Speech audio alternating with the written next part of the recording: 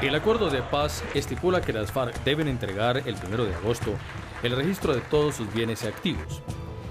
Ese dinero debería destinarse, según lo acordado, a la reincorporación de la guerrilla y a la reparación de las víctimas. Los bienes que no sean registrados podrán ser objeto de extinción de dominio. En las últimas semanas se ha generado una gran polémica en torno a la posibilidad de que recursos de las FARC, como lo dice el decreto 903 de 2017, terminen financiando su partido político a través del centro de pensamiento. Abro comillas. Si se lee el decreto crudamente, implicaría que con parte de esos activos se va a financiar la actividad política de las FARC. Eso generaría inequidad en el debate político. La esencia del acuerdo es que ellos están bienvenidos a hacer política, pero en igualdad de condiciones. Cierro comillas. Las declaraciones del fiscal son más políticas que reales. La financiación de ese centro de pensamiento ya está contemplado en los recursos que el gobierno le dará a las FARC para la creación de su partido político. Tanto las guerrillas como los paramilitares que han tenido acuerdos de paz han tenido uno. El EPL tuvo a Progresar, el M-19 a Compás, la Corriente de Renovación Socialista, la Fundación Nuevo Arcoíris, los paramilitares tuvieron la Corporación Democracia. Para el uribismo, esta interpretación del decreto abre la puerta para la mayor operación de lavado de activos. Abro comillas. Con decreto, gobierno prepara la mayor operación de lavado de activos ilícitos. FARC tendrán billones del narcotráfico para hacer política. Cierro comillas. El alto comisionado de paz, Sergio Jaramillo, respondió que el decreto redactado por el alto consejero Rafael Pardo era una chambonada, pero que el fiscal se equivocaba en su interpretación. Abro comillas. Yo lo reconozco, eso es una chambonada, pero por otro lado, hay suficientes salvaguardas para asegurar que eso no va a pasar. El fiscal está diciendo una cosa que yo entiendo por qué la dice, pero no es cierta. Cierro comillas. Este es el primer proceso en el que la organización ilegal hace entrega de sus bienes, cosa que no se hizo en los pasados procesos de paz ni en la desmovilización de los paramilitares, los cuales se quedaron con todos sus activos. Pregunta: ¿cómo va a ser la entrega de los bienes y activos de las FARC?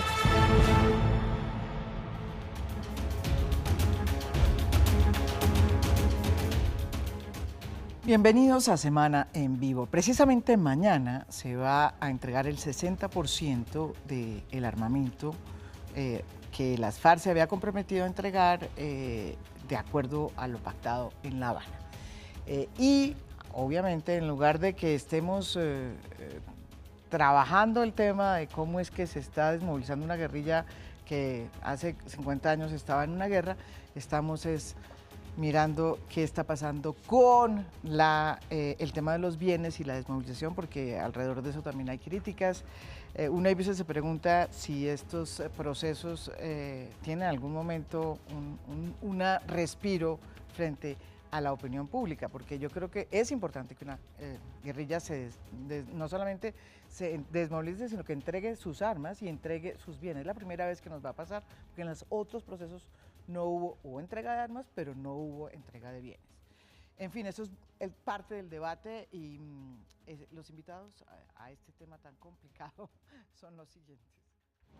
Eber Bustamante, senador por el Centro Democrático, abro comillas. Todas las armas y las riquezas mal habidas de las FARC deben ser entregadas como contribución a la transparencia del proceso. Cierro comillas. Bueno, volvemos aquí a Semana en Vivo. Agradezco mucho esta cita, como siempre. Bienvenidos todos aquí a Semana en Vivo. Uno, hay veces se pregunta qué es lo que está pasando con el proceso de paz, y es que está vinculado al 14, 25 o 32% que tiene el presidente Santos, que impide ver los avances netos de una guerrilla que se vaya a desmovilizar, cosa que es un evento histórico, porque inclusive hoy que se están entregando las armas de las FARC, o por lo menos el 60% se van a entregar mañana, creo que hay mucho más discusión que antes sobre la parte negativa de un proceso de entrega y sobre todo en el tema de bienes, ¿no es verdad? Es como una cosa reiterativa, no sé si me equivoco o no. Esta es la primera vez, quiero aclarar, que hay un proceso de entrega de bienes, porque en los otros procesos nunca ha habido. Yo quería comenzar por ahí, Ever. Esta es la primera vez, ¿no es verdad?, que hay un proceso que dice, oiga, ustedes cometieron estos horrores, estos delitos de lesa humanidad, ustedes primero tienen que resarcirle a sus víctimas con la verdad y en la justicia transicional, pero también tienen que entregar sus bienes, ¿no es verdad? Tienen que registrarlos, decir, estos son, si no los registran, obviamente serán objeto de extinción de dominio. Pero ¿eso es bueno o es malo? Porque comencemos por ahí y después miramos a ver qué es lo que está pasando y por qué hay unos decretos chambones. Es bueno que se esté trabajando el tema de los bienes ilícitos de las...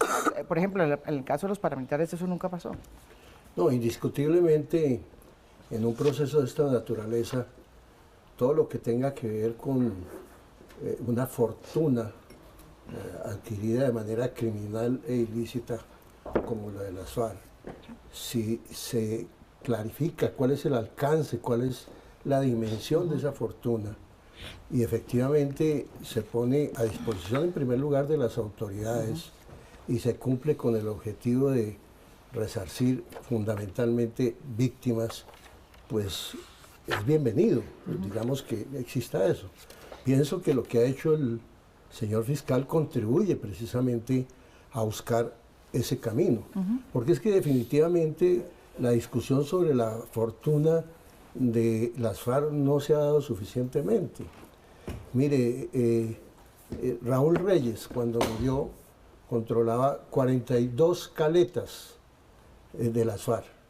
Una de ellas fue la que se encontró un grupo de soldados en el año 2002-2003, en una Semana Santa. De acuerdo con los testimonios de muchos guerrilleros en los procesos que están en curso en la Fiscalía, ellos han venido declarando que, digamos, la cantidad de caletas que estaban bajo control de cada uno de los jefes de la guerrilla de manera individual, digamos, es un número que... Pues ya sabemos cuántos son 907 caletas. Exactamente, son 900. Pero la sabemos afortunadamente, antes no sabíamos. No, sí. Muy bien, que contienen armas y que contienen explosivos, dinero. Sí. Un dinero explosivo, más bien. Dólares y pesos. También. Entonces, bueno, varias revistas, tanto nacionales como internacionales y medios de comunicación, han denunciado en varias ocasiones. Total que estamos frente a una fortuna y la pregunta que surge es, mire, si las FARC tienen esa fortuna, ¿por qué no se recupera por lo menos parte de esa fortuna y se empieza a utilizar en función de los objetivos mismos que plantea el acuerdo? Entre ellos, en primer lugar, la reparación de víctimas.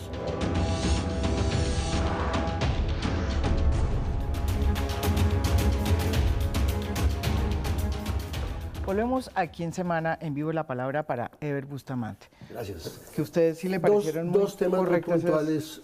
Primero, en relación con lo que decía el doctor Alirio Uribe. No, la Fiscalía tiene suficiente evidencia. Hay cerca de 5.000 procesos en este momento en desarrollo y lo que ha hecho el fiscal es dar una información sobre la primera parte de lo que arroja como resultado esas primeras investigaciones. He sabido que dineros de las FARC están involucrados a través de testaferros en adquisición de grandes predios a lo largo y ancho del país. Mire, le digo el caso de mi departamento donde hago política, en Cundinamarca. Uno de los sectores que ellos han controlado son las plantas estas de degüello, lo que se llama frigoríficos o mataderos popularmente en los municipios. Ellos tienen un control a través de... Eso es lo que está investigando el fiscal y es su obligación dárselo a conocer al país. En segundo lugar, en relación con lo que señalaba Laura, es que justamente Antonio ha hecho la claridad. Es que esos dineros no se pueden utilizar nuevamente para las FARC, es para las víctimas. Y ahí es donde, digamos, genera dudas ante la ciudadanía. No es que la ciudadanía está pensando mal, es que el gobierno no tomó las medidas del caso. ¿Quiénes participaron en la elaboración del decreto 903? ¿Quiénes? La comisión de seguimiento, el CIVI, exactamente, donde hay 3 delegados del gobierno y 3 de las FARC. Y ahí le metieron el mico. Y eso es lo que hay que proteger, porque sí se vuelve en esa parte un lavado de activos. Claro que se vuelve un lavado de activos, porque ¿cómo se va a permitir que lo que ha sido obtenido como resultado de la actividad del narcotráfico, de una actividad criminal, se utilice en función del victimario? Entonces, eso no es posible. Y en ese sentido, tiene toda la razón el señor fiscal. La información la tiene la unidad de análisis de la Fiscalía, que es la que más ha estudiado el tema de los bienes y las inversiones de las FARC. Yo diría, hay evidencia en esos procesos como Raúl Reyes, a través de testaferros, se hizo dueño de grandes extensiones de tierra en el Caquetá, en el Meta, en el Putumayo, en Guainía. 2.700 hectáreas, creo que la unidad de restitución pero estaba digamos, persiguiendo en el Caquetá. hay evidencias concretas. Y por eso yo sí creo que el fiscal está haciendo el papel que le corresponde. Y me parece no, que, digo yo, que para aclararle también al doctor Rodrigo, no es que haya actuado, digamos, actuó la Fiscalía como parte del Estado, como uno de los poderes, de todas maneras, porque el gobierno sí hizo la chamonada, metió las... Porque cada vez pero que ¿por qué llegamos... no? Publiquen la foto que tú pero yo pediste. le quiero decir aquí a ustedes dos no que son los más importa si críticos. publican la foto. ¿Cómo que no? ¿Sabe por qué no importa? ¿Usted cree que ¿Sabe por qué Naciones no Unidas va a importa? certificar que tiene Yo unas le voy armas a... que no tiene? No, permítame Eso sería- contestar Naciones porque Unidas yo tienen creo... los protocolos, Por indudablemente. eso. Y el país tiene que conocerlos. Por eso, y si Yo creo que Naciones Unidas no, dice recibir las FARC en la 3.000 fusiles, negociación 5.000... no estuve de acuerdo, pero por unas razones políticas que son entendibles desde el ángulo y la concepción política de las FARC. Así se negoció. Pero mire, ¿sabe lo que...? Pero es que nosotros hemos sido claros que lo que ha habido... Ustedes lo que no quieren reconocer es nada. No. ¿O cómo es? La comisión de seguimiento Sí. es una institucionalización del cogobierno en materia de legislación. No me pueden decir que los proyectos de ley, los actos de reforma constitucional y los decretos que se acaban de expedir son producto del acuerdo entre 3 miembros de las FARC y 3 del gobierno. Pero la pregunta mía es, por ejemplo, cuando hay hechos como entrega de armas, no, lo de castrochavismo y todo eso es bienvenida a la oposición, eso me parece que es lícito. Puede uno no estar de acuerdo, pero usted siente el derecho de decir que este país es Yo castrochavista. vengo a estos programas conscientes Claro, de que ni más tú eres faltaba. gobernista y yo soy de la oposición. No, yo no soy gobernista, pero ni más faltaba. No, pero me parece muy bien que No, y te agradezco la ese no es el invitación. problema. Bienvenido y por eso lo invito, ni más faltaba. Pero cuando hay hechos, por ejemplo, así como hechos diciendo aquí hay un desarme de una gente, eso tampoco, eso cómo funciona, digamos, dentro de esa arquitectura que ustedes han montado sobre la oposición. Ustedes tienen un tema de legitimidad sobre el proceso que es muy lógico y muy respetable por lo demás. Sí. Las mismas Naciones Unidas han señalado que tienen dificultades para identificar la cantidad de armamento en las caletas, por ejemplo. Sí. ¿Sí? O sea, hay una dificultad. Hay una dificultad. Siempre va a haber concreta. una caleta sin encontrar. Claro, pero ¿quién tiene las coordenadas de las caletas? ¿Quién Hagamos- no se eche ese cuento? ¿Cómo que el cuento mediático? Mire. El cuento de las mentiras. Yo- ¿Quién es el que ha mentido? Que si ganaba el no, entonces aquí había guerra urbana y guerra civil. ¿Quién mintió? ¿Mintió el no? Mire, ¿O mintió el sí? No, eso mintió el fue- sí, que dijo que había una guerra si triunfaba el no. ¿O no?